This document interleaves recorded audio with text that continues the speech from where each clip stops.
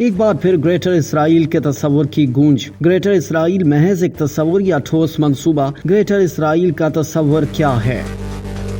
برطانوی میڈیا کے مطابق دریائے نیل سے نہر فرات تک پھیلے گریٹر اسرائیل کا تصور صرف شدت پسندوں کا خواب ہے یا کوئی ٹھوس منصوبہ ہے؟ ایک دن آئے گا جب ہماری سرحدیں لبنان سے لے کر سعودی عرب کی عظیم صحراؤں سے ہوتی ہوئی بحیرہ روم سے لے کر نہر فرات یعنی عراق تک پھیلی ہوئی ہوں گی۔ جنوری 2024 میں اسرائیلی مصنف ایوی لپکن کا یہ انٹرویو بہت وائرل ہوا تھا، جس میں انہوں نے گریٹر اسرائیل کے تصور پر بات کرتے ہوئے کہا تھا کہ فرات کے دوسری جانب کرد ہیں جو ہمارے دوست ہیں، ہمارے پیچھے بحیرہ روم ہے اور ہمارے آگے کرد۔ اسرائیلی مصنف نے کہا تھا کہ لبنان کو اسرائیل کے تحفظ کی ضرورت ہے اور مجھے یقین ہے کہ ہم مکہ اور مدینہ اور طور سینا پر بھی قبضہ کریں گے اور ان جگہوں کو پاک کریں گے۔ اسرائیل کی جانب سے غزہ کے بعد لبنان میں بھی جاری کارروائیوں کے بعد سے سوشل میڈیا پر ایک بار پھر سے گریٹر اسرائیل کے تصور کی گونج ہے۔ اس کی ایک وجہ غزہ میں زمینی کارروائی کے دوران کچھ سوشل میڈیا پوسٹ میں کیا گیا یہ دعویٰ بھی تھا کہ بعض اسرائیلی فوجیوں نے اپنے یونیفارم پر گریٹر اسرائیل کے نقشے کا بیج پہن رکھا ہے، جبکہ انتہائی دائیں بازو سے تعلق رکھنے والے اسرائیلی وزراء کی جانب سے بھی ماضی میں اس تصور کا ذکر کیا جاتا رہا ہے۔ اسرائیل میں بہت سے یہودی اس خطے کو ایرڈز اسرائیل یا لینڈ آف اسرائیل کے نام سے جانتے ہیں اور یہ اسرائیل کی موجودہ سرحدوں سے کہیں بڑا جغرافیائی علاقہ ہے۔ گریٹر اسرائیل کا تصور کوئی نیا خیال نہیں، مگر یہ تصور